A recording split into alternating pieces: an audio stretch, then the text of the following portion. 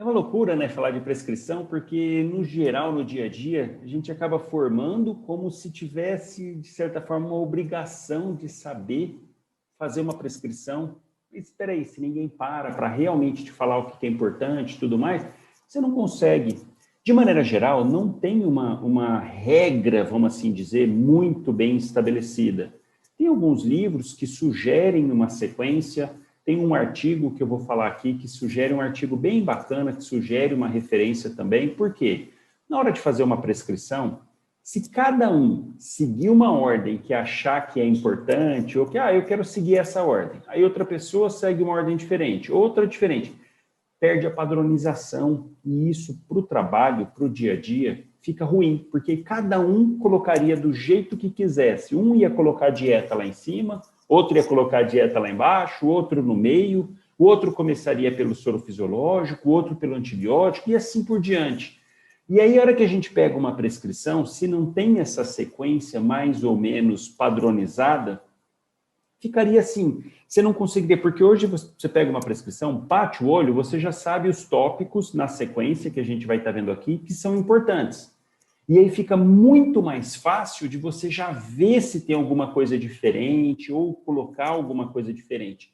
Agora, quando não tem padrão, cada um prescreve do jeito que quisesse, vamos imaginar que fosse assim, caramba, toda vez, só de bater o olho na prescrição, você não saberia diferenciar certinho se tem alguma coisa de errado ou não, alguma coisa que está faltando ou não, porque teria que ficar lendo tudo de todas. Agora, por exemplo, eu pego uma prescrição, eu quero ver se ele tem antibiótico.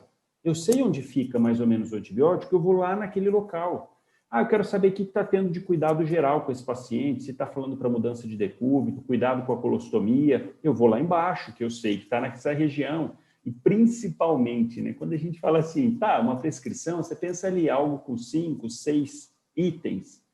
Aí aqueles pacientes com doença crônica, longo tempo de internação, paciente com droga vasoativa, paciente com hidratação, paciente com plano de antibiótico, com muita coisa na prescrição, que às vezes vão 1, 2, 3 páginas de prescrição.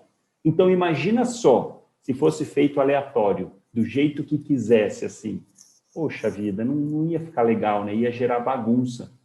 Então, pensando nisso, existe uma padronização. Não está errado se você fizer de uma outra forma, mas vai acabar confundindo quem está junto, o pessoal da enfermagem, na hora que for ver algum colega que for reavaliar. Então, por isso, o ideal é manter essa padronização. Fica aquela coisa, como fazer uma prescrição? Isso que é o bacana, o importante.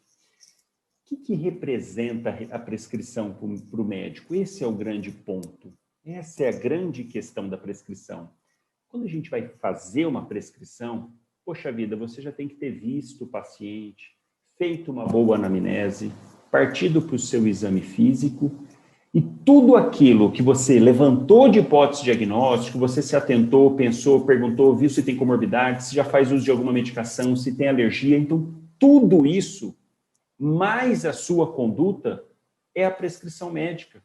A prescrição, então, vai ser o ato final do seu tratamento com esse paciente, levando em conta o que ele está precisando nesse momento, dependendo da patologia dele, e também levando em conta fatores pregressos deles. Se ele é hipertenso, se é diabético, se não vai poder comer, se está comendo, se não consegue porque não tem dente, está difícil, está desorientado. Então, você vai levar isso tudo em conta para passar no papel. E uma mensagem que eu já deixo assim, de imediato, também a respeito de prescrição, para você ter isso na sua cabeça, é que prescrição é um documento importantíssimo. Tudo que você anota e escreve ali, e tem que anotar tudo, é documento. Então, dependendo de situações, judicialização, qualquer problema, o que vai valer é o que está escrito na prescrição, e não o que você falar. Não, mas eu pedi, fez ali uma nebulização, eu pedi, fez tal coisa, mas onde que consta que foi feito? Se não tem na prescrição, não consta. Então, nunca deixem de prescrever alguma coisa, fazer só verbal. Olha uma coisa que acontece quando chega uma emergência, é aquela loucura, aquela correria, dependendo, o paciente precisando de oxigênio, está mais, começa a saturar, vai entubar, começa a pedir as drogas, pedir as medicações, pedir a sequência, lembra dos 7 Ps, faz a intubação, faz tudo. Depois, você tem que sentar e prescrever tudo que foi utilizado e que foi pedido, porque ali na hora não dá tempo. Ali na hora vai fazendo conforme você vai pedindo, a enfermagem vai pegando, vai fazendo, administrando. Não, faz, chegou aqui uma crise convulsiva, pega o diazepam, faz, não resolveu, mais uma ampola, não resolveu.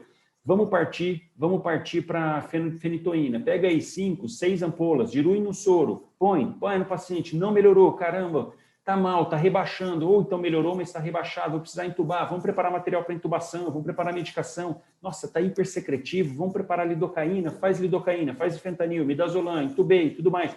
Puxa, ficou hipotenso, vamos fazer nora, olha que loucura. Você já falou uma sequência de várias coisas. Você vai ter que colocar depois tudo isso na prescrição, porque o que conta é o que está na prescrição. E não pode deixar, até porque também precisa ter a comprovação de que essas medicações foram usadas, né? E para isso precisa ter a sua prescrição com o seu carimbo lá. Agora, como prescrever? Como realmente passar tudo isso que a gente acabou de falar aqui, que eu falei, sobre uma dinâmica de um atendimento, como passar isso para uma prescrição? Parece relativamente simples, né? Ah, não, é só colocar. Mas não é muito simples assim, não. E gera bastante dúvida, gera, caramba, e agora? Gera assim, puxa, como que eu... E a pessoa fica com aquela sensação assim, caramba, parece que é uma dúvida besta. Não tem nada de besta nisso, nada de besta. Tanto é que vamos seguir aqui com uma live falando sobre isso. Eu me baseei em dois, fora o dia a dia do que a gente vê, principalmente em dois artigos. Um do CFM, mostrando prescrições, receitas, e outro de um artigo de 2013, muito bacana, da Faculdade de Medicina de Ribeirão Preto. Muito legal, inclusive esse artigo serve de base para vários outros ensinamentos de prescrição, muitos deles se baseiam nesse artigo, que ficou bem bacana, ficou uma padronização legal e bem próximo do que é feito no dia a dia de rotina. Então, a gente vai usar esses dois parâmetros para poder direcionar e falar, então, a respeito de prescrição. Aqui está um exemplo de uma prescrição. Isso muda de local que você tiver. Hoje em dia, a tendência é prescrição ou no computador ou programas que tenham prescrição. Quando o programa tem prescrição, puxa, é uma maravilha, você não precisa se preocupar muito com a ordem, porque o próprio programa faz isso. Mas se você não tiver essa sequência na sua cabeça e for colocando coisas aleatórias, aumenta a chance de erro, aumenta a chance de você esquecer de colocar. Ah, eu vou começar, não sei muito uma sequência. Ah, vou começar com antibiótico, aí depois eu coloco dipirona. Ah, tem que alimentar, vou colocar dieta aqui. Se você não segue essa padronização na sua cabeça, mesmo tendo o sistema, pode faltar um Clexane que você passou batido, não lembrou de colocar, paciente com risco de TEP e você esqueceu. Então, mesmo nos locais que tem um sistema, que essa é a tendência, graças a Deus, porque é muito melhor, muito mais fácil para digitar, para colocar, tem uns programas muito bacanas, tem vários tipos, tem o Tazi, tem o MVPEP, que é um dos mais conhecidos, tem Raidoc, enfim, tem vários. Com o programa, ele vai mais intuitivo, é melhor, você coloca, acha a medicação e mais, você diretamente já sabe quais medicações a farmácia disponibiliza, porque a relação de medicações que tem lá é justamente a que tem na farmácia do hospital, quando tem esses programas. Quando não tem, você faz na mão ou sugiro, sempre que possível, você digitar, mesmo sem programa. Às vezes não tem o programa em si, mas dá para você digitar a sequência das medicações. E aí a forma que vai ser essa prescrição varia de cada lugar. Ó, aqui é um outro exemplo de prescrição, mas segue mais ou menos o mesmo padrão. E aqui ó, o exemplo de uma prescrição do MVPEP, que é o que tem na maioria dos hospitais aqui em Campo Grande, por exemplo. Aqui é o exemplo de uma prescrição que você vai colocando. Quando tem no sistema, tem algumas vantagens. Primeiro é essa que eu falei, de você saber que tem aquela medicação. Segundo, por exemplo, na ficha de entrada do paciente, se você coloca que ele tem alguma alergia, automaticamente, a hora que você vai prescrever, se você coloca, você não viu lá, você coloca, o paciente tem alergia de dipirona, você coloca dipirona, ele vai aparecer um alerta, falou, o paciente tem alergia de dipirona. Então, isso é bacana, é muito mais seguro. E mais, às vezes até interações medicamentosas. Por exemplo, paciente fazendo uso de furosemida, você for fazer tramal, pode ter interação, ele vai aparecer para você. Falou, olha, essa medicação que você está querendo prescrever pode ter interação com outra. Ah, paciente fazendo uso de amicacina, você quer passar furosemida, é outra coisa que pode ter interação e prejuízo renal. Vai lá e aparece. Então, isso é bacana. Ainda é muito distante da realidade, né? Nos hospitais públicos, de maneira geral, dependendo do porte do hospital já tem, mas a grande maioria ainda não tem. É a tendência, é ter a prescrição online, é ter o programa para prescrição, isso vai melhorar muito. Mesmo assim, isso não exclui de você saber seguir uma sequência na hora de prescrever, que é isso que a gente vai aprender aqui agora.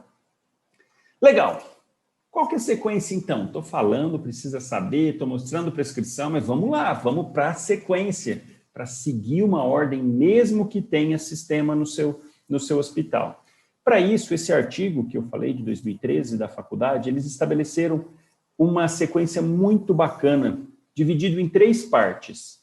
Parte A, que segue o registro do paciente, parte B, que é a prescrição propriamente dita, e parte C, que é o seu carimbo, sua assinatura, sua identificação, a identificação do profissional que está fazendo a prescrição. Então, esse esqueminha é bem bacana, porque ele deixa de uma forma bem didática, bem sequencial, e eles fizeram isso em 2013, muito pegando alguns livros de referência, fui até olhar os livros que eles usaram, mas muito do dia a dia, do que a gente automaticamente já faz. Então, eles fizeram um compilado, vamos assim dizer, com essas orientações bonitinhas. Olha só, então, primeiro passo. Aqui, importantíssimo, não negligencie esse primeiro passo, pelo amor de Deus. É aqui que ocorrem erros, é aqui que ocorre confusão, se você não coloca a identificação do paciente. Então, olha só, você for fazer uma prescrição, quando você for fazer, sempre começa com a identificação. Sempre, 100% das vezes. Não começa a fazer a prescrição para depois colocar o nome. Não faz isso, pode ter bagunça. Imagina lá, você está passando visita, está indo para um hospital, você está recebendo um plantão, tem 5, 7, 10 pacientes lá para você refazer as prescrições, para você avaliar. E aí pensa só, você examinando o paciente, fazendo, vindo, faz uma prescrição. Tem outro para você fazer isso e outro, você vai lá e não coloca o nome. Ah, depois eu coloco o nome e faz a prescrição. Não faz isso. Pode ter erro, pode ter troca, e isso é gravíssimo. Gravíssimo. Então, não. Sempre, prescrição, você começa com a identificação. Nome completo do paciente, completo, põe tudo, põe a idade, data de nascimento, número do registro que ele está ali no hospital, na prefeitura, registro cartão do SUS, o que você tiver de registro desse paciente, você coloca. Isso é outra coisa bacana do sistema online, do sistema eletrônico, né? Porque isso tudo já vem lá, já tem. Você só clica no nome do paciente, já está tudo certinho, você tem certeza que está na ficha do paciente. Mas quando você for fazer manual, ou até mesmo digitado, mas não é sistema, não negligencia essa etapa tão importante. Não negligencia.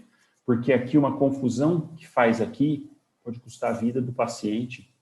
Imagina um paciente que está com uma baita de uma hiperglicemia, e aí você prescreve um planinho de insulina, e aí vai para um outro paciente que não está, que está euglicêmico, vai matar o paciente com hipoglicemia, principalmente que vai ficar, começou, fez, imagina fazendo um bolos, faz um bolos lá de 6 unidades de insulina regular, no paciente que está com a glicemia normal, caramba, em pouco tempo ele vai parar, vai morrer por hipoglicemia.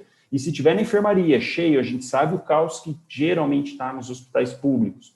Muita gente vai fazer a glicemia, depois de 1, 2, 3 horas é que alguém vai ver esse paciente de novo, alguém da enfermagem, enfim. Então, isso é muito importante.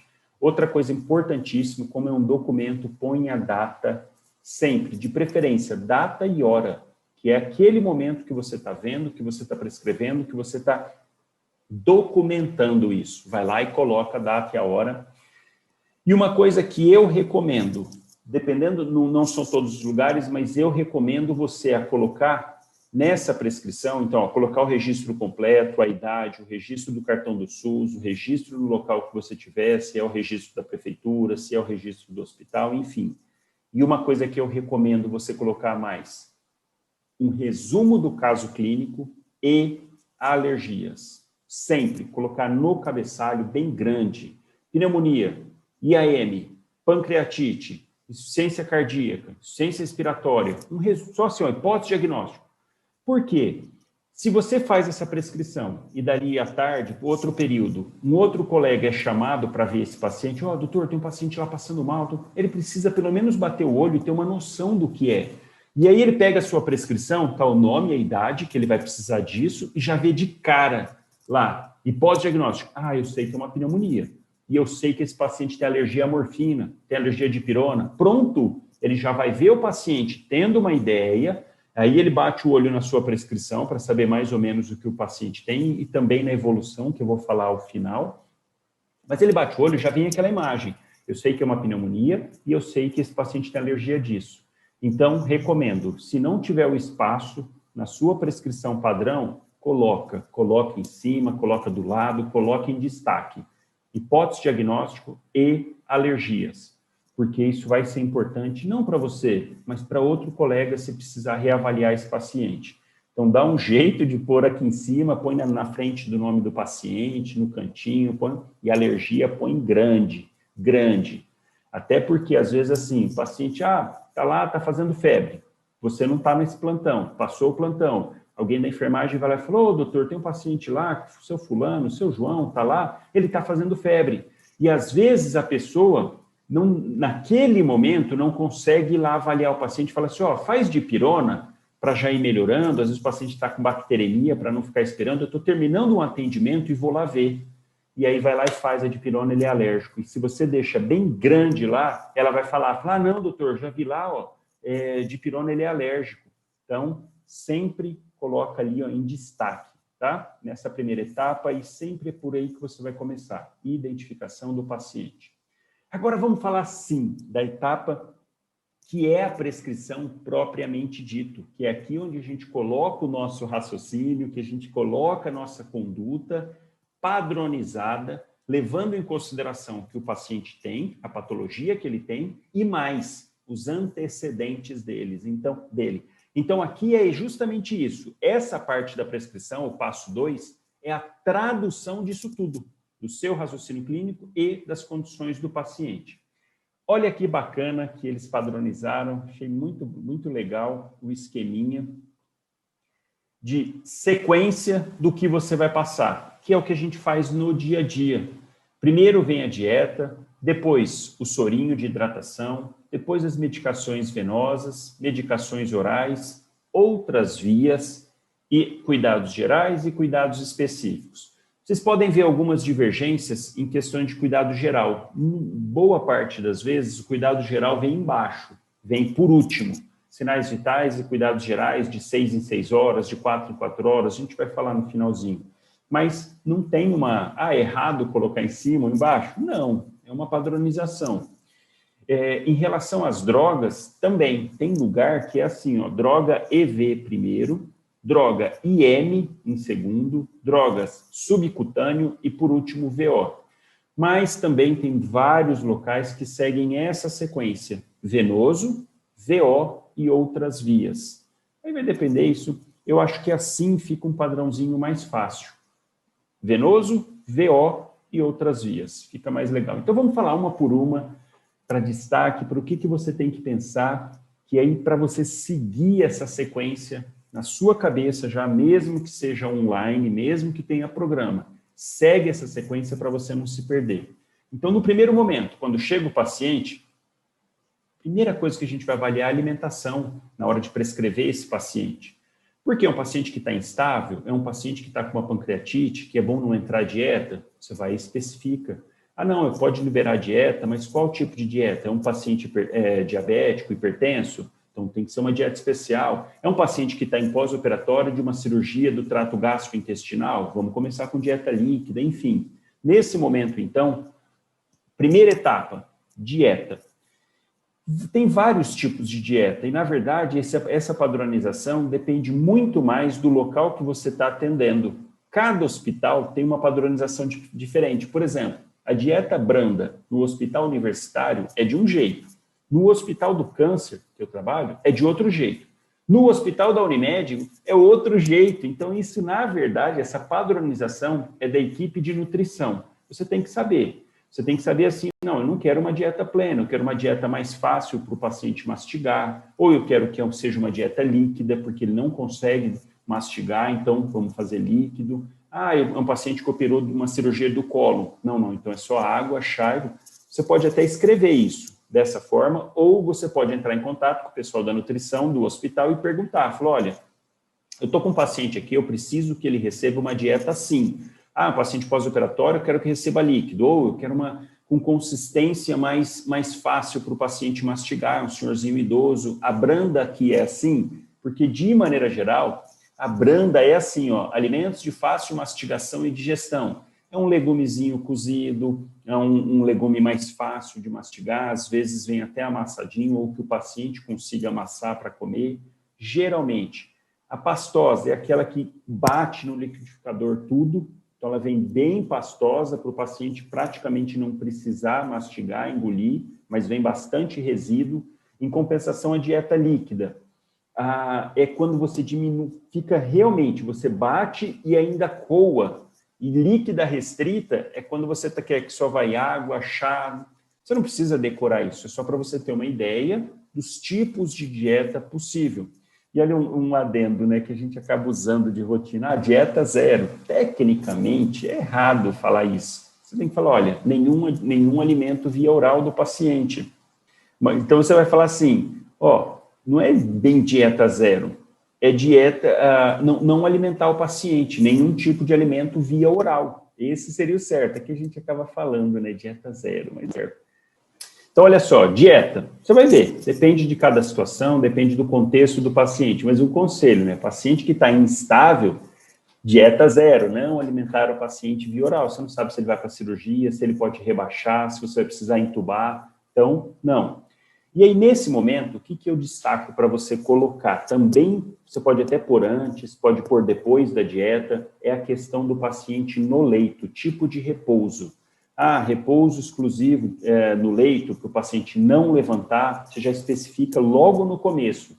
Ah, o paciente está agitado, agitação, vamos colocar contenção no leito, já por de imediato, porque a pessoa que vai lá, o técnico de enfermagem, o enfermeiro que vai bater o olho na prescrição, ele já vê, ó, esse paciente é para estar contido no leito, esse paciente é para não deambular, ou não, estimular a deambulação. Você pode já pôr de início e já enfatizar a cabeceira elevada, ó, de rotina, salva as exceções, deixa sempre o paciente com pelo menos 30 graus da cabeceira, porque isso comprovadamente, vários estudos, comprovadamente, é uma condição que abaixa a chance, diminui a chance do paciente fazer broncoaspiração. Então, deixa de rotina paciente com cabeceira elevada. E, claro, naquelas condições de dispneia franca, de outras condições, outras comorbidades, aí você pode até colocar mais ainda. Cabeceira 45 graus, mais, dependendo do paciente que chega em franco edema agudo de pulmão, deixa o paciente 90 graus praticamente. Segundo ponto, esse é um que gera muita dúvida, muita dúvida. Hidratação do paciente. E aí?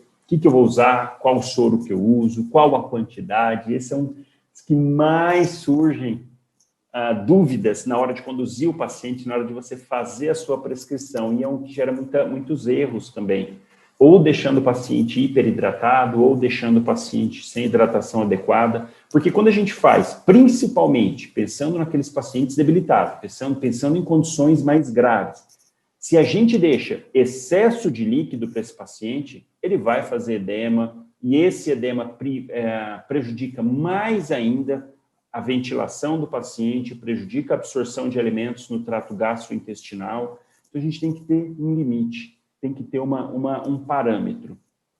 Para isso, primeira coisa que a gente precisa pensar, quanto por dia, geralmente, a gente precisa de ingesta de líquido? Esse é o primeiro ponto, para a gente começar a raciocinar quanto que eu vou passar para o paciente, de maneira geral, quanto que o paciente precisa por dia? 30 ml por quilo, é a média. Se a gente pegar ao pé da letra, seria 35, pacientes mais desnutridos, 30, e paciente obeso ou idoso, 25. Mas para ficar fácil para o dia a dia, e é o que a gente usa de rotina, 30 ml por quilo em 24 horas. Esse é o padrão. Paciente de 70 quilos, ele vai precisar de 2 litros e 100 ml, 2,1 litros por dia. Por dia. Então, esse é o primeiro ponto. É você definir a necessidade básica. Olha o ponto, olha a questão. Necessidade básica. Porque depois a gente vai ter que pensar se esse paciente está perdendo líquido, se não, se está tendo vômito, se está fazendo ingesta oral, mas enfim. Primeiro passo. Quanto que o paciente precisa por dia? 30 ml por quilo. Legal. Agora, a gente precisa muito levar em consideração, mas esse paciente está ingerindo, está podendo dieta via oral? Ele está conseguindo, tem capacidade de tomar líquido? Ele está com uma sonda, dá para a gente fazer volume pela sonda também, quantificar esse volume? Você vai ter que levar tudo isso em consideração. Então, aquele paciente que interna, está lá, em jejum pleno, está guardando uma transferência, está guardando uma vaga porque é um caso cirúrgico, está guardando uma vaga, uma pancreatite, vou deixar ele em jejum inicialmente, até começar a ter ruído, 12, 24 horas. Opa, se o paciente está em jejum, primeiro ponto é lembrar, 30 ml por quilo em 24 horas. Segundo ponto, ele está em jejum, mas ele está tendo alguma outra perda a mais? O paciente está com vômito, o paciente está com diarreia, nossa, está tendo 5, 7, 10 episódios de diarreia. Caramba, você vai precisar ficar compensando isso. Mas pacientes sem perdas, de maneira geral, você tem que levar em consideração a quantidade de ingesta de líquido nos alimentos, de maneira geral, para uma dieta balanceada, de uma dieta média aí de 2.000, 2.500 calorias, esse paciente vai ter, nesse meio da dieta, 1.000 ml de líquido, mais ou menos. É claro que isso depende da dieta. Além disso, na transformação, na oxigenação tissular, formam 300 ml, de 200 a 300 ml, isso depende do peso, mas para não ficar, não precisa ter esses dados assim tão específicos. No geral, aqui nesse exemplo, um total de 2.500 de líquido por dia, por conta da ingesta de alimentos, ingesta líquida, da parte tissular. Agora, a gente tem que considerar as perdas sensíveis e insensíveis. Quais as perdas que a gente não controla? Pulmão e pele. Isso geralmente perde 1 litro aí. Paciente que está taquipneico perde mais. Paciente que está febril perde mais água ainda também pela pele. Então, a gente precisa levar isso em consideração. O paciente que está com diarreia, em média, nas fezes, 100 ml, mas o paciente que está com diarreia vai perder muito mais. Agora, a urina, então, dá para você controlar muito bem. Se ele está perdendo mais ou menos, depende, geralmente é 0,5, a gente espera 0,5 ml por quilo por hora. Então, paciente de 70 quilos, geralmente, em 1 hora, tem que estar urinando aí 35 ml. E você vai fazendo esse balanço, vai vendo mais ou menos para ver se o paciente em boas condições, se aquilo que ele está ingerindo é o que está saindo e está ok. Então, você vai controlando. Agora, o paciente em jejum pleno, você tem que lembrar de 30 ml por quilo. Outra coisa que a gente tem que levar em consideração, muito importante para decisão de qual tipo de soro, o que é? A necessidade básica diária de glicose. Esse é um ponto que você tem que considerar, porque o paciente que está em jejum pleno, está em dieta zero, que está sem alimentação via oral, é um paciente que você vai ter que fornecer para ele a glicose. E o mínimo do mínimo por dia de glicose que a gente tem que fornecer para uma pessoa é 100 gramas de glicose por dia. Esse é o mínimo. Por quê? Em 1 grama de glicose, ele vai te dar 4,5 quilocalorias. No soro glicosado, que é a glicose hidratada, cada 1 grama, nesse caso, vai te dar 3,4 quilocalorias. Enfim, para não bagunçar, é 4,5 e 3,4, usa de padrão 4 quilocaloria, é o meio termo, pronto, fica mais fácil. Então, você pensar assim, cada 1 ml, cada 1 grama de glicose, eu vou fornecer para o paciente 4 quilocalorias. E o mínimo diário para ele não fazer cetose é 400 quilocalorias. Então, vamos lá, acho que já deu tempo de todo mundo voltar. Vamos continuar aqui, então. Então, olha só. necessidade diária de caloria para não fazer cetose, o mínimo possível que a gente tem que fornecer para o indivíduo que está em jejum absoluto, 400 quilocalorias. Para eu fornecer 400 quilocalorias, eu vou ter que dar para ele 100 gramas de glicose, porque cada grama, de maneira geral, aproximadamente, dá 4 quilocalorias. Então, se eu der 100 gramas, eu consigo dar o mínimo. Vamos lembrar que no soro glicosado, a 5%, em 1.000 ml de soro, vão ter 50 gramas. Então, para esses pacientes, no mínimo, eu preciso passar um soro glicosado 2.000 ml por dia, num paciente de 70 quilos, para eu dar as 400 quilocalorias mínimo. Eu vou mostrar aqui as diferenças, tudo mais, 2.000 ml de soro glicosado.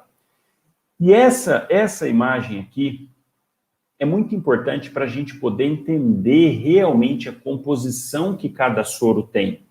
E, finalmente, entender a bendita diferença entre cristalóide e soro glicosado. Existem ainda as aminas, existe a albumina, outros esqueminhas de soro, outras soluções, vamos assim dizer. Mas para o seu dia a dia, para a sua rotina, para o local que você estiver atendendo, você vai precisar saber disso daqui em 90%, 95% das vezes. Diferenciar principalmente soro glicosado, soro fisiológico a 0,9%, Ringer lactato e Ringer simples. E aqui, ó, essa tabela mostra perfeitamente para a gente essa diferença. E de por que, por exemplo, num paciente que chega, se eu fizer excesso de soro fisiológico, eu posso prejudicar o paciente. Olha que loucura, porque ele não é tão fisiológico assim. E olha que bacana esse gráfico. No gráfico, ele mostra aqui, ó, os parâmetros normais do plasma dessas substâncias no nosso organismo. Então, olha só no plasma, o sódio, a média, 141. Ele pode variar de 135 a 145, mas vamos colocar um valor fixo, né, para ficar mais fácil. Então, qual que é o valor normal de sódio no nosso organismo? 141. Cloro, 103. Potássio, de 4 a 5. Cálcio iônico, de 5. É que isso depende do tipo da dosagem, mas de maneira geral, 5. Magnésio, 1. Bicarbonato, 22. E um pH de 7,4 com uma osmolaridade de 289, que varia de 280 a 290. Quanto que tem de sódio em cada litro de soro fisiológico? 154 mEq de sódio. Quer dizer, é muito além do que eu tenho no plasma. No plasma, para cada litro, eu tenho 141. No soro fisiológico, eu tenho 154. Ele não é fisiológico. Outra coisa, olha a quantidade de cloro que eu tenho. 154 também, vamos lembrar que é NaCl. Então, ele tem a mesma quantidade de cloro, 154. Isso pode prejudicar muito, porque olha a diferença, de 100 pode fazer acidose hiperclorêmica. Não tem potássio, não tem cálcio, não tem magnésio. Então, o soro fisiológico é exclusivamente NaCl, mas nessa quantidade. E olha o pH do soro fisiológico, 5,7. Na verdade, ele varia de 4 a 6, mas, enfim, 5,7. É um pH menor do que do sangue. Do sangue é 7,4. Então, isso também influencia a fazer o indivíduo entrar em acidose. Ah, grande queimado, o paciente chegou, precisa às vezes fazer 5, 6, 7 litros em 24 horas. Se você usar 7 litros de soro fisiológico num paciente em 24 horas, certeza que ele vai fazer acidose hiperclorêmica. Vai fazer acima de 5, 6 litros, chance enorme do paciente fazer. Então tem que tomar cuidado. Por isso que nessa situação específica, grandes volumes, o que é o ideal? Fazer Ringer lactato. Por quê? Olha a quantidade de sódio no Ringer lactato. 130 de sódio, 109 de cloro, quer dizer, muito mais próximo aqui, ó, do natural. Potássio, 4, cálcio, 3 e ainda lactato. Ele acaba se transformando no organismo, vira um tampão e fornece bicarbonato. O pH mais próximo do pH sanguíneo, com uma osmolaridade também mais próxima, 7,73. Então, essa é a medicação, esse é o sorinho de escolha para situações em que você vai ter que fazer grandes volumes. Ah, se o paciente tiver com uma alcalose, aí tem que ter um pouquinho de cuidado por conta do lactato. Mas, de maneira geral, de rotina, dá preferência para ringer. Boa parte dos lugares, a preferência maior é soro, é de ter soro fisiológico. Por isso que é o que a gente acaba usando no dia a dia. Aí uma dúvida, e peraí, mas aquele paciente queimado que chega e eu vou fazer grandes volumes para ele, não fazer o fisiológico, legal, fazer o ringer, legal, mas olha só, se eu fizer ringer, o ringer tem potássio. E eu me lembro da live de hipercalemia que lesão tecidual faz liberar potássio para o plasma. Olha que interessante, rompe a célula, vai um monte de potássio. Caramba, mas o paciente pode fazer uma hiperpotassemia. E aí eu vou dar ringer que tem potássio? Qual que é a grande questão? Olha a quantidade de potássio que tem em 1 litro de soro. Tem 4 mEqs. É muito pouco, extremamente pouco. Então não vai ter repercussão a mais para o paciente você fazendo ringer lactato. Pode fazer sem medo. A gente vai ver a ampolinha de KCl, tem muito mais do que isso, tem 25 mEqs, a gente vai ver aqui, ó. Então não se preocupa com isso. É muito pouco a quantidade de potássio. E ainda existe o ringer simples. O ringer simples, ele tem uma vantagem de ser um pouquinho menos de mEq de sódio do que o fisiológico, só que o cloro é muito alto também. Então, o ringer e soro fisiológico, você lembra que é mais ou menos a mesma coisa. O ringer lactato que é diferente. Então, entre ringer simples e soro fisiológico, faz soro fisiológico. Porque o ringer por si só, ele tem mais ou menos o que teria de vantagem é a quantidade de potássio, que é pouquinho e tem um pouquinho de cálcio. Isso você pode fazer a reposição com gluconato de cálcio e cloreto de potássio. Então, não é vantagem. No dia a dia, na rotina, eu uso muito pouco ringer, muito pouco. Porque se não for para usar ringer lactato, eu uso soro fisiológico. E olha que interessante aqui, ó, soro glicosado 5%. Quanto que tem de sódio? Nada. E cloro? Nada, não tem nenhum eletrólito a não ser glicose. E aí, para cada 1 litro de soro glicosado 5%, eu tenho 50 gramas. Por quê? 5%. Se eu tenho 1 litro, eu vou ter 50 gramas de glicose. E o pH do soro glicosado também é ácido e uma osmolaridade baixa. O que você precisa entender sobre esse assunto em específico? Toda vez que falar agora, toda vez que falar para você de solução fisiológica de soro, você vai separar em cristalóides e soro glicosado. Água destilada ou soro glicosado.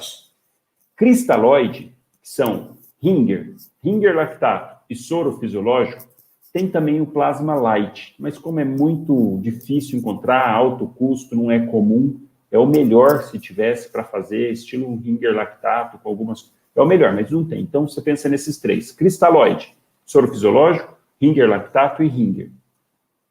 Quando a gente faz um cristalóide, ele entra na corrente sanguínea e 2 horas depois, tem cerca de 20% desse soro ainda no vaso. Em compensação, quando eu faço soro glicosado, que é água pura com açúcar, em 1 hora tem menos de 10% ainda no vaso sanguíneo. O resto foi todo para o tecido. Então, de novo, soro fisiológico, 20% em 2 horas. Soro glicosado, 10% em 1 hora. Por que isso é importante? Tem situações que o indivíduo está desidratado, legal, então quer dizer que quando chega um paciente hipovolêmico, desidratado, quer dizer que os tecidos estão sem água, correto? Só que o vaso sanguíneo também está sem água, também está fazendo hipovolemia, está com o vaso murcho, triste. Qual que é o pensamento que a gente tem que ter?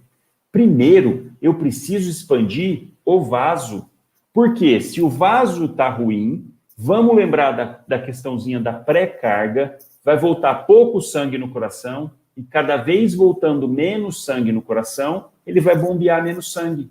Se chega pouco sangue, ele bombeia pouco sangue. Com isso, vai piorando a perfusão dos tecidos, vai agravando a condição do paciente. Então, nesse momento que o paciente está hipovolêmico, sem volume no vaso sanguíneo, eu quero que a maioria desse volume, do que eu fizer de líquido para ele, nesse momento, eu quero que fique dentro do vaso sanguíneo. Porque eu melhorando a perfusão do vaso sanguíneo, eu melhorando a volemia do vaso sanguíneo, eu melhoro a perfusão. E aí depois, a hora que eu estabelecer a volemia, que eu estabelecer o volume dentro do vaso, aí eu me preocupo em hidratar. Aí esse tecido, esse líquido vai saindo para o tecido, ok, ficando ok. Então, quando o paciente chega desidratado e hipovolêmico, não é glicose, soro glicosado que eu vou dar, porque ele não vai ficar dentro do vaso sanguíneo, é soro fisiológico. Por isso que eu trouxe aqui, ó, separado, justamente para você pensar nisso. Quando eu vou fazer hidratação basal e quando eu vou repor volume. É essa diferenciação que você tem que ter na sua cabeça para poder escolher se você vai fazer soro glicosado ou cristalóide.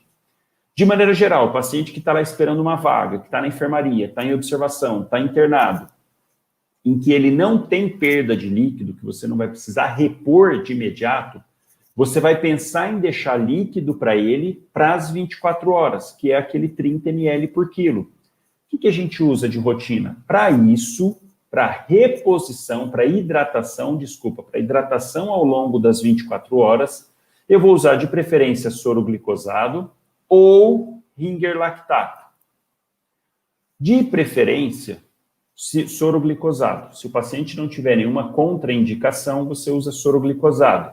Então, olha só, um paciente de 70 quilos, o que a gente vai precisar fazer por dia? 2,1 litros ou 2.100 ml por dia. Por quê? 30 ml por quilo. Então, vamos falar 2.000 por dia de soro glicosado. E olha o que a gente tem que ficar atento naquele paciente que está em jejum.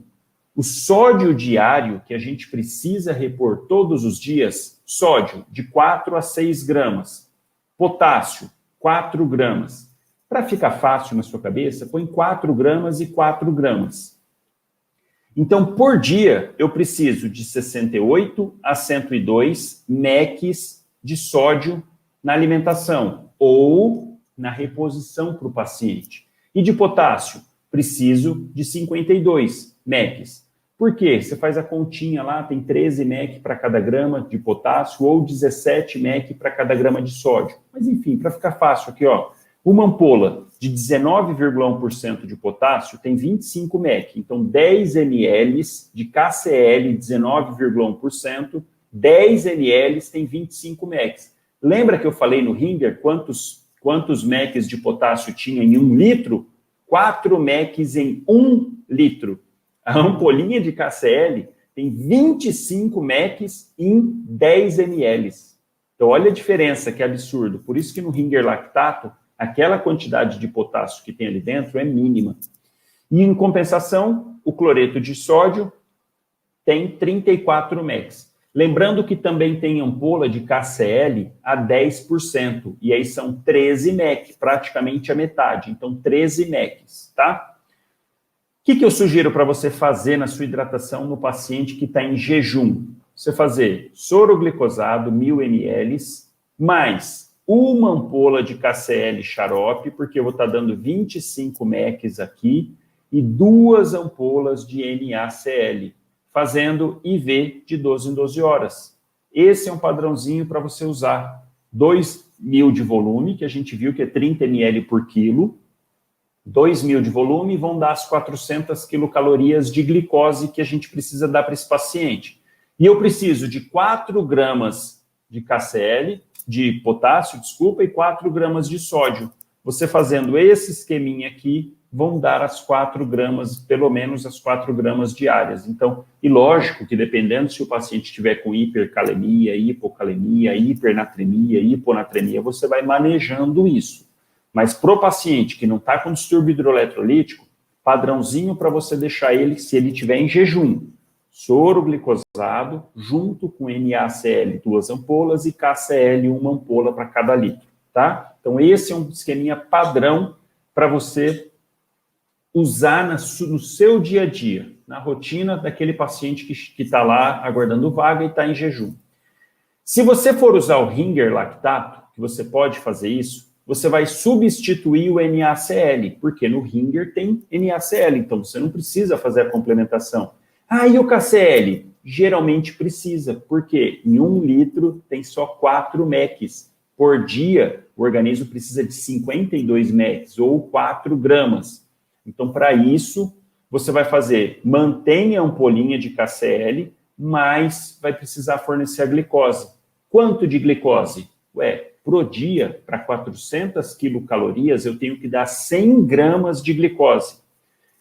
Cada ampola de glicose é 50%, uma ampolinha tem 10 ml, ela tem 5 gramas. Se eu pegar 10 ampolas de glicose 50%, eu vou ter 50 gramas. Então, 50 gramas nesse soro, depois faz mais 12, em outras 12 horas, outro soro desse, dando a 100 gramas de glicose. Então, esse é um esquema usando o Ringer, que você pode fazer.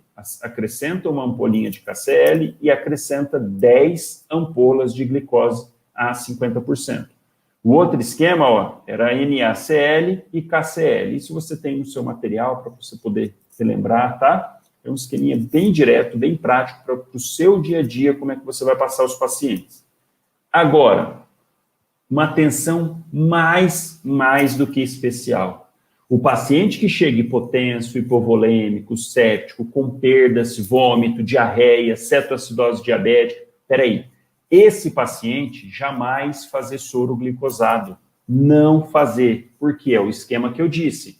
Nessas situações, o vaso sanguíneo está sem volume. Ah, mas o tecido também, o indivíduo está com diarreia, 10, 20 episódios, meu Deus, perdeu 3, 4 litros. Perdeu. Então, o tecido está desidratado ao extremo, você pega nele assim, nossa, está desidratadíssimo. Só que o vaso sanguíneo também. E nesse momento, o que é importante? A gente melhorar o vaso sanguíneo, porque sistema cardíaco, a gente precisa proteger o coração, precisa melhorar a perfusão para os tecidos. Então, vamos expandir, vamos encher esse vaso primeiro, para depois a gente pensar na hidratação. Então, nessa situação, você vai fazer soro fisiológico ou Ringer. Ponto. É cristalóide. Uma coisa é você pensar em fazer soro para o paciente que está lá esperando uma vaga, não está tendo perda. Outra coisa é o paciente que chega que perdeu volume. Você vai fazer a reposição. E aí, nessa situação, então, Ringer ou soro fisiológico, Ringer lactato ou soro fisiológico. Quanto? De 20 a 30 ml por quilo em 1 hora, direto. Se a gente pensar na sepse, pacote da primeira hora, 30 ml por quilo. Paciente que chegou desidratado, é uma dengue, por exemplo, está fazendo choque hemorrágico da dengue, chega lá chocado, grupo de risco D, você vai fazer 20 ml por quilo e vai reavaliando, faz lá em 20 minutos. Cada protocolo da situação entra alguma particularidade. Por exemplo, da sepse, 30 ml por quilo em 1 hora. Da dengue é 20 ml por quilo em 20 minutos, para você ir fazendo, podendo fazer até um tanto, enfim. O que você, de maneira geral, vai pensar? Paciente que eu preciso repor a volemia, está chocado, está hipotenso, com má perfusão periférica, não tem volume, perdeu muito, vou usar cristalóide, soro fisiológico, vou fazer para ele lá 20 ml por quilo e vou reavaliando. Correu lá, a paciente chegou de 50 quilos, faz 1000 ml agora, em meia hora. Fez? Está urinando? Não. Pressão, hipotenso, vou lá. Turgor da pele, está horrível, do tecido celular subcutâneo, horrível. Reserva salivar diminuído. Paciente anúria, faz mais 20 por quilo. Faz mais 20 por quilo, porque você vai vendo isso e se você não tiver como quantificar a quantidade que ele perdeu, e geralmente a gente não consegue quantificar, a não ser que seja no choque hemorrágico, que o paciente está perdendo sangue, você consegue classificar pela classificação de choque, baseado na frequência cardíaca, no pulso, na pressão, enfim. Fora isso, você não consegue quantificar quanto ele perdeu. Doutor, meu pai estava lá com uma diarreia, nossa, não para o dia inteiro.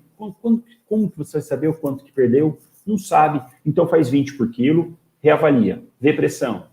Não melhorou, mais 20 por quilo. Mas ele é cardiopata, tudo bem, mas está seco nesse tipo de situação. Ou é renal crônico, peraí, então eu vou ver, será que ele está precisando de volume? Você vai reavaliando, mas sempre que for repor volume, cristalóide. Você só vai pensar em soro glicosado para reposição de glicose no paciente que está lá internado, esperando, que está relativamente hidratado. Tá legal? Então, isso é um conceito muito importante que tem que ter sobre hidratação. Uma coisa é a hidratação de 24 horas, outra coisa é reposição.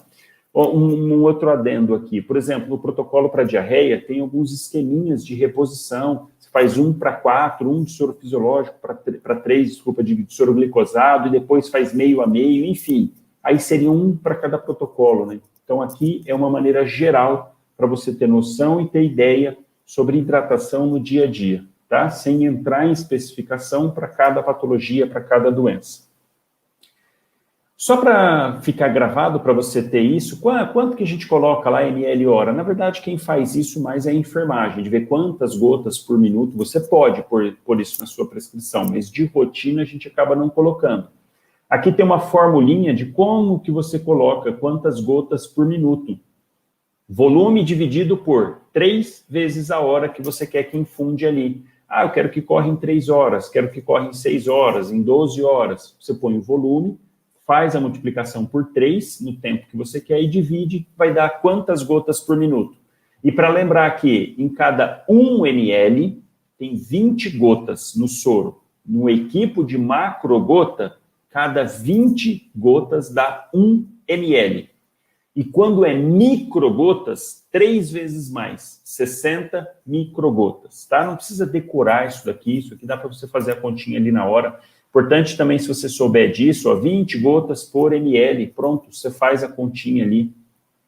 E aqui um esqueminha também para você ter, só com os valores. Ah, eu quero fazer 500 ml em 24 horas, 7 gotas por minuto. 1.000 ml em 24 horas, 14 gotas por minuto e assim por diante.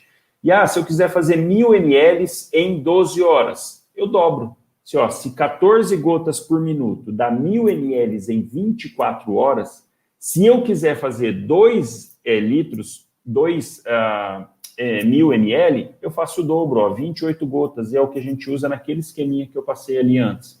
Soro glicosado de 12 em 12 horas, 1.000 ml, coloco lá 28 gotas por minuto, tá? Mas isso geralmente a pessoa da enfermagem que acaba fazendo essa conversão, mas a gente tem que ter noção. E se quiser colocar, vai colocar. Então, primeiro ponto, dieta.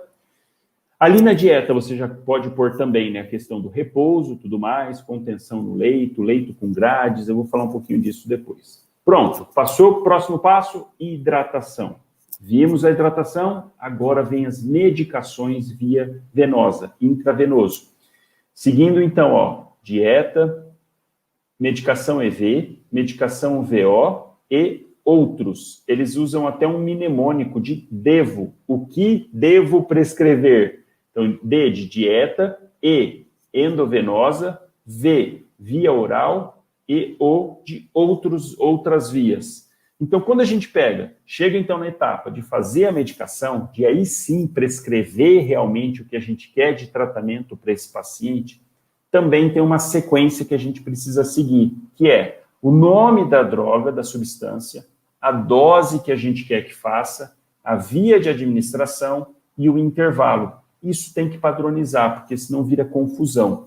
Então, sempre nessa sequência, droga, dose, via, intervalo. Vamos dar exemplos aqui. E uma outra coisa, seguindo essa sequência, de cada medicação a gente fazer isso, também é importante você ter um padrão de quais medicações são mais importantes para as menos importantes. Então, seguindo essa sequência, a gente geralmente faz primeiro sedação ou droga vasoativa, primeiro sedação e droga vasoativa ou antibióticos, corticoides, analgésicos e outros sintomáticos, por exemplo, bromoprida, ondansetrona, Plasil, Luftal, outros sintomas. É que Luftal é VO, né? Mas segue essa sequência aqui, Vamos dar exemplo. Imagina essa sequência aqui, Eu tenho que seguir droga, dose, via e intervalo. E na ordem de importância das medicações, sedação, droga vasoativa, antibiótico, corticoide, analgésico e sintomático. Então, olha esse exemplo. O paciente está lá entubado, eu preciso prescrever sedação, ele está com droga vasoativa, preciso colocar a droga vasoativa e assim por diante, antibiótico e as outras sequências. Então, como que eu começo? Por que eu pus 3? Porque o 1 é dieta, o 2 é o plano de hidratação, 3 medicações.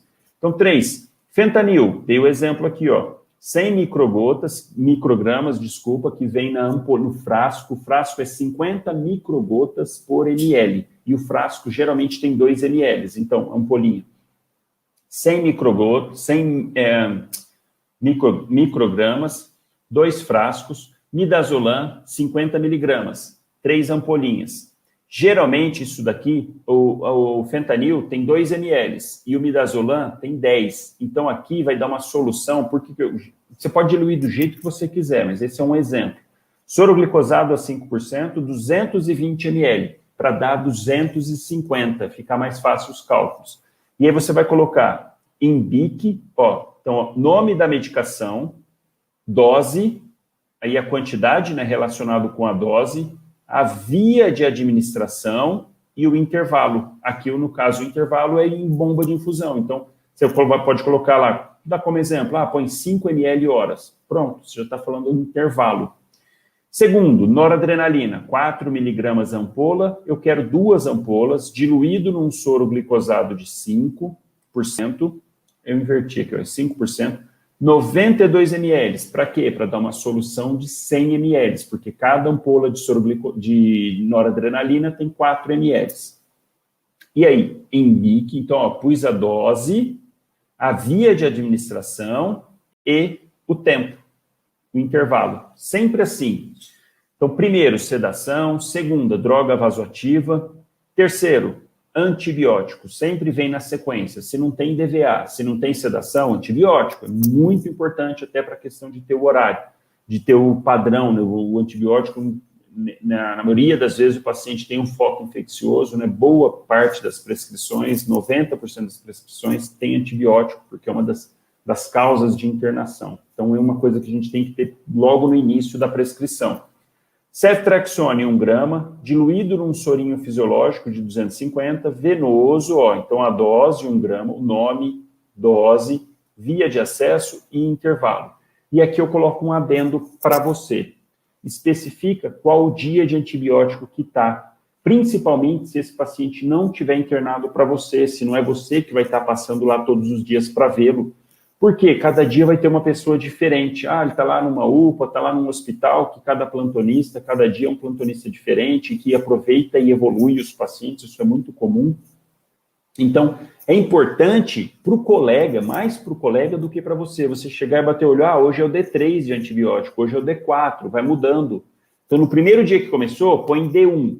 Segundo dia, D2, D3, D4 e assim por diante, para ter o controle. Vai fazer 7 dias, vai fazer 10, vai fazer 14. Então, saber quantos dias está. O que eu já vi acontecendo de confusão? Caramba, paciente com antibiótico há 13, 15, 18 dias. Falei, mas ninguém viu? Ninguém viu aqui que já faz 18 dias que está com esse antibiótico? Não viu, porque não anotaram o dia que estava. Então, essa é uma recomendação minha para você. Anota o dia do antibiótico. Ou você pode pôr na frente, ou até eu gosto de colocar antes do nome, porque já fica bem evidente que está ali qual o dia do antibiótico. Importante colocar. Depois do antibiótico, corticoide, analgésicos e sintomáticos. Aqui você pode considerar analgésico ou anti-inflamatório, as duas coisas, e depois sintomáticos. Então, aqui está um exemplo de uma prescrição. Paciente sedado, paciente com nora, você colocar. Aqui a gente coloca, quando está em bomba de infusão, a critério médico, porque precisa ficar toda hora regulando. Está com 5 ml hora de nora e está hipotenso, aumenta para 6, aumenta para 7, e aí a pessoa da enfermagem vai lá marcando qual ml hora que está, baseado no seu comando. Então, fica documentado lá, mas você pode deixar a critério médico. Vamos ver outro exemplo, outra prescrição aqui de exemplo, Olha, uma prescrição não tem droga vasoativa, não tem sedação, mas tem antibiótico. Então, vamos começar com antibiótico. Nome do medicamento, amox com clavulanato, dose 875, 125, via de administração e intervalo de 12 em 12. Olha aqui, D3, está no terceiro dia de amox com clavulanato. Azitromicina, 500 miligramas, venoso, o intervalo, uma vez ao dia, também D3. Você pode ser, às vezes, que entrou depois o antibiótico, então é importante isso também, olhar, sempre marcar a data, o dia do antibiótico para poder comparar. Então, primeiro antibiótico, segundo, corticoide, não está usando, terceiro, analgésico, e aí quarto, sintomáticos, então omeprazol, bromazil, Nauzedron, Tudo que for aqui, vai colocando por último, tá? Então é só seguir essa sequência, com o tempo vai pegando, vai ficando no automático, a hora que a gente já vai pensar numa prescrição, você já vai direto numa sequência dessa, mas para esse início vale a pena você dar uma lidinha, ver, relembrar, ter o material, né? Vai ajudar bastante. Então esse é o ponto da parte 3, que é com as medicações endovenosas. E a 4, medicações via oral. Medicações via oral não precisa ter uma sequência dessa igual no venoso. De droga vasoativa, de sedação e antibiótico, corticoide, não precisa.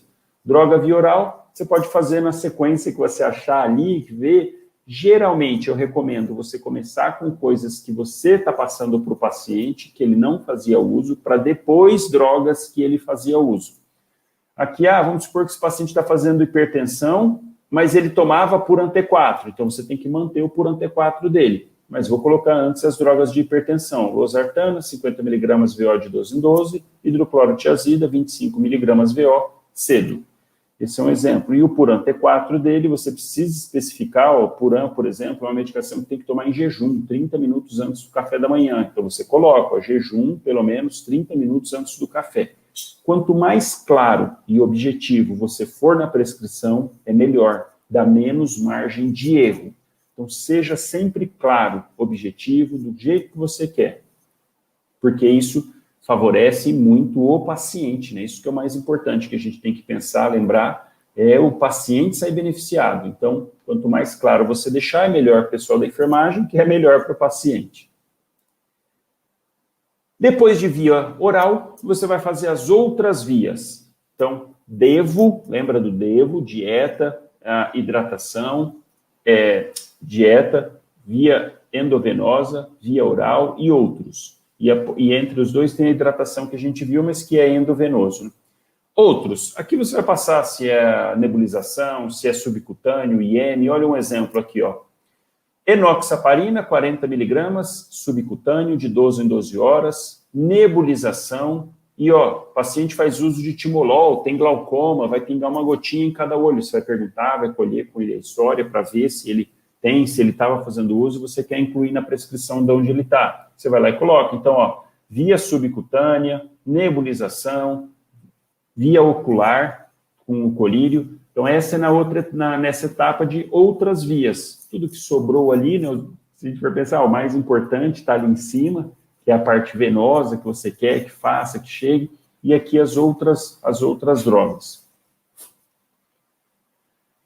Por último, por penúltimo, cuidados gerais, que às vezes isso vem embaixo, vem por último. Aqui nesse esqueminha desse artigo, ele passa como penúltimo, dá na mesma você colocar. Eu, particularmente, coloco às vezes lá cuidados gerais, às vezes por último.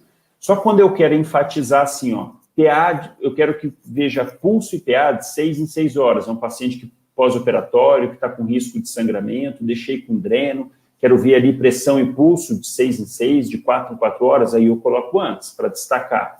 E aí, mas se não tiver nada em específico desses cuidados, você pode deixar por último. Mas, exemplos dos sinais vitais, se você quer que faz troca de curativo, se o banho é no leito, o paciente não é para deambular, se você quer que faz o curativo, se você quer que faz o banho no leito ou não, o paciente pode ir até o banheiro, você precisa especificar.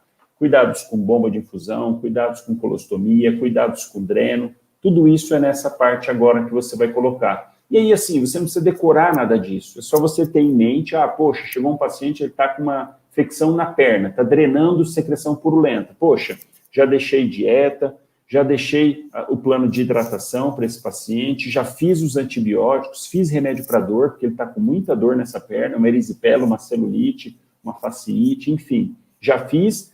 E por último, tem que lembrar, poxa, e é bom fazer curativo, trocar, vamos usar sulfadiazina de prata, ou não, só simplesmente curativo. É nessa última etapa de cuidados gerais que vai colocar isso. Não precisa decorar, é só você raciocinar nessa sequência, dependendo do paciente.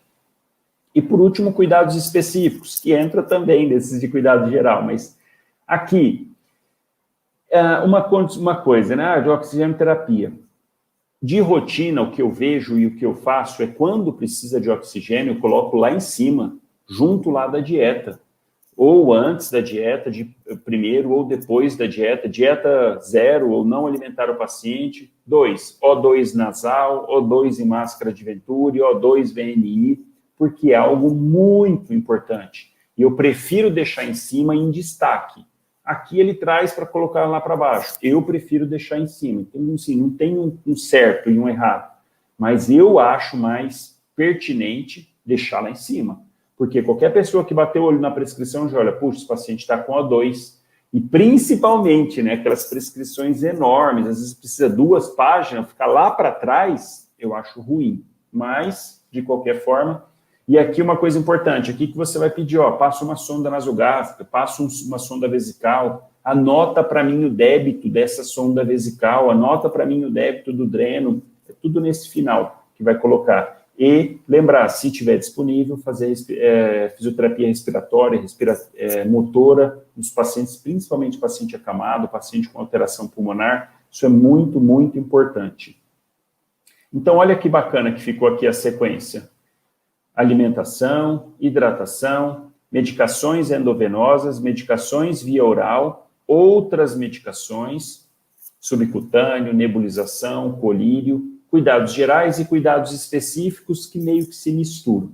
O que é o mais importante? É esse início, sem dúvida, da dieta, você definir isso daqui, definir o leito, definir se o paciente vai andar ou não, se tem oxigênio e partir para as medicações endovenosas. E aí, por último, que você não pode deixar de se atentar é carimbar e colocar a sua assinatura. Importantíssima, porque senão a farmácia não vai despender a medicação. Então, isso aqui é a terceira etapa, que é a identificação. Carimbo mais a sua assinatura. Vou fazer um adendo, que também depois eu vou falar no outra que eu vou gravar de receitas, mas só um adendo. Pelo próprio CFM, não é obrigatório a presença do carimbo, desde que tenha o seu nome legível, o CRM e a unidade federativa, então, CRM de Manaus, do Amazonas, CRM de São Paulo, CRM de Mato Grosso do Sul, tem que ter a sigla e o número. Tanto que assim, eu esqueci meu carimbo. Você pode colocar seu nome em letra de forma bem legível, seu CRM e assinar. O CFM autoriza isso, tanto em prescrição quanto em receita. Você fazer a receita para o paciente sem carimbo e fazer isso, pode, o CRM autoriza. Qual que é o problema disso? Eu vejo 2 problemas. O primeiro, boa parte dos locais, das farmácias, não vão despender, não vão falar, não, doutor, não carimbou. Não, mas não precisa, não precisa, não tem o carimbo dele aqui. Já vi isso acontecer muitas vezes, o paciente voltar bravo, o doutor que me atendeu não carimbou aqui, só escreveu, esqueceu de carimbar. Enfim, então nem vale a pena discutir quanto a isso. Segundo ponto, eu acho mais prudente o carimbo. Eu acho que deveria ser cobrado mesmo, apesar que qualquer lugar faz carimbo, mas sem carimbo, qualquer pessoa pode, né, fazer ali e perde. Então eu acho mais seguro. Mas pelo CFM, você pode só pôr o nome. Né? Enfim. E não esquecer dessa etapa, né, que é o mais importante da identificação. Então, vamos lá. Olha o exemplo aqui. Paciente Gerinésio Fonseca, 74 anos. Olha que bonitão aqui em cima já. Alergia à morfina. É isso aí, ó, é isso que eu faço. Paciente assim, aqui nessa prescrição tem onde pôr, ó, uma pneumonia, paciente 74 anos, está a identificação dele do registro do local de atendimento, está o leito que ele está, isso é importantíssimo, e tem a data. Olha que interessante isso é importante, ó. E aqui, então, qualquer pessoa que pegar essa prescrição, pegou, caramba, eu sei que é o paciente Gerinésio, 74 anos, ele está com uma pneumonia. Ele está no leito 7A, tem a identificação, e olha aqui em destaque, ele tem alergia à morfina, ponto. Dificilmente alguém vai fazer uma morfina por engano nesse paciente, difícil, está ali, ó, está estampado, está escrito.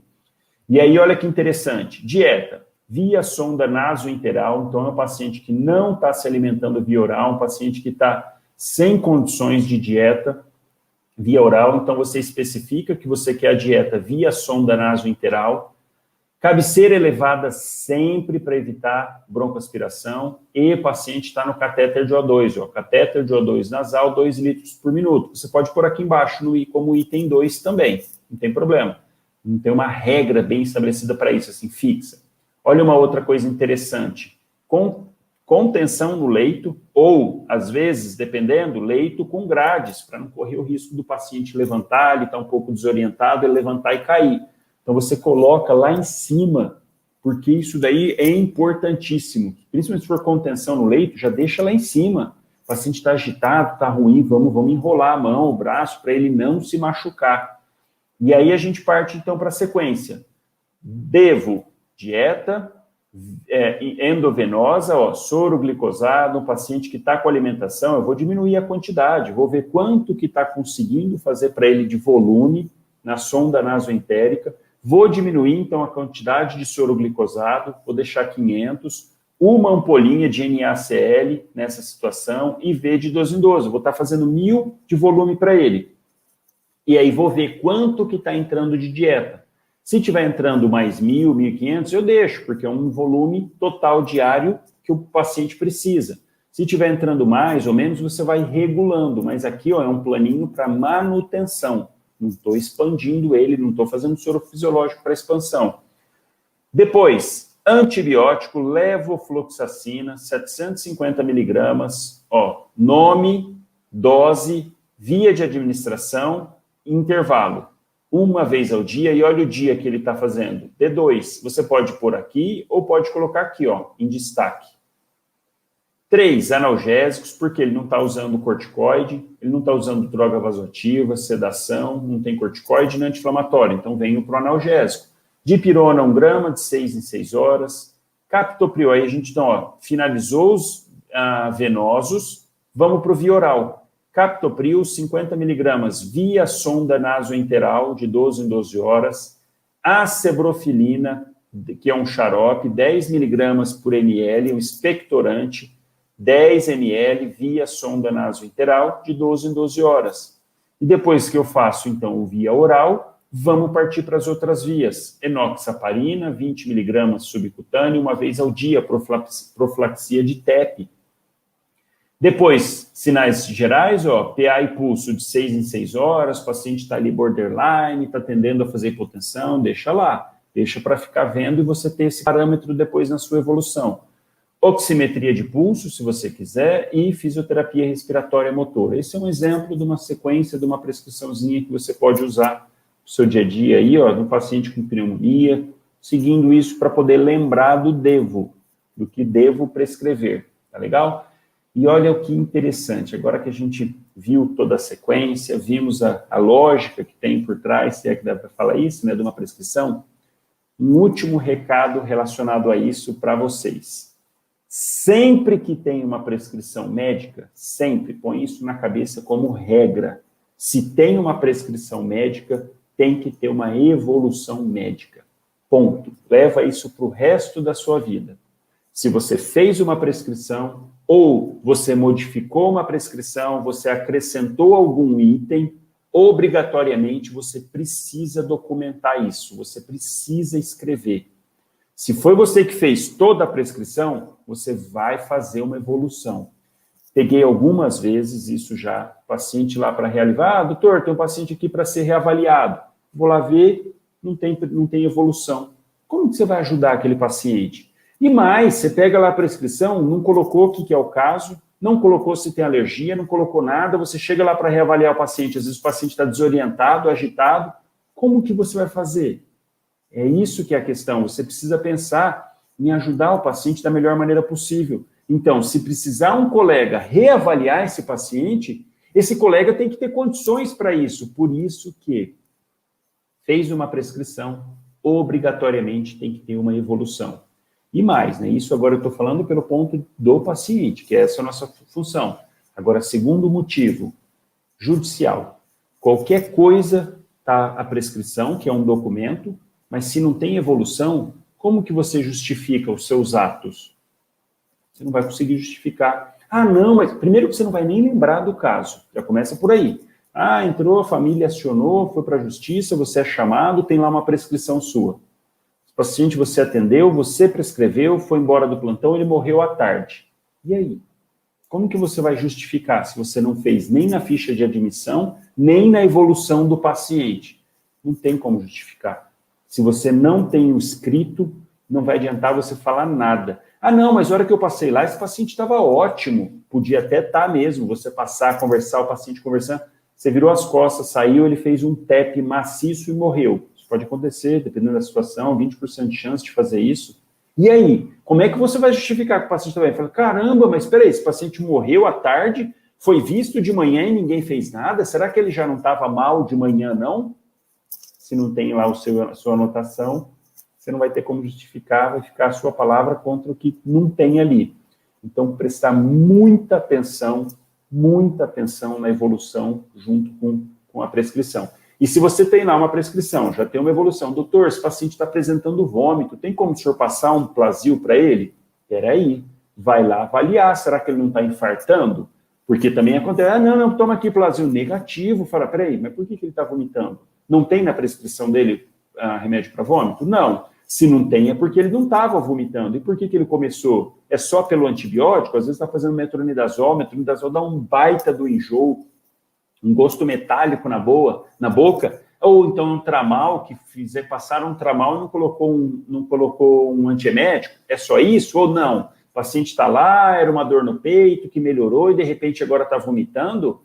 Parou, vai lá avaliar. Aí você avalia, vê tudo mais. Não, é realmente só vômito, pode ser pela medicação, Você escreve, chamado para avaliar o paciente que estava apresentando vômitos. Conversa, o paciente relata náusea após a administração de medicação. Você vê lá no horário, fala, olha, aí você escreve. Então, o paciente apresentou náusea após a administração de metronidazol. Prescrevo Plasil. Pronto, está justificado lá o seu atendimento.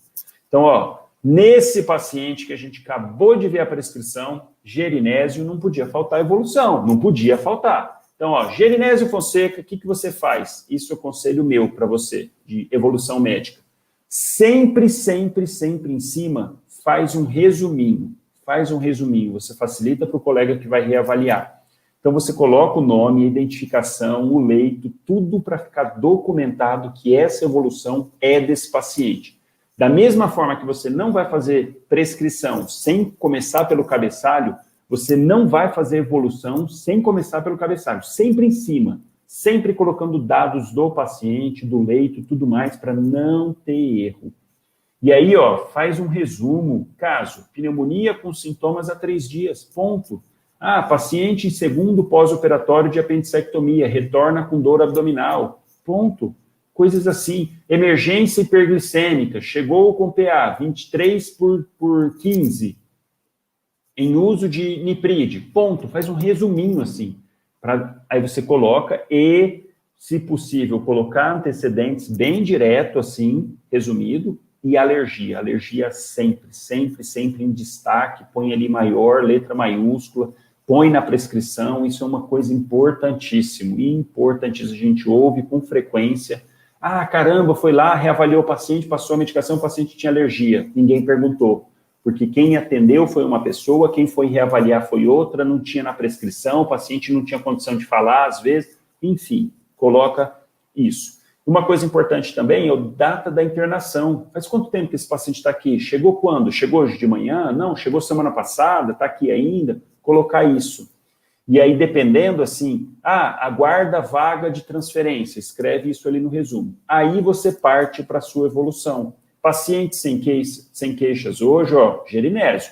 Melhora da agitação, ele estava lá na prescrição, contenção no leito, estava agitado. Melhorou, não está mais agitado, está mais orientado, interessante, bom estado geral, consciente, orientado, afebril, hidratado, olha só.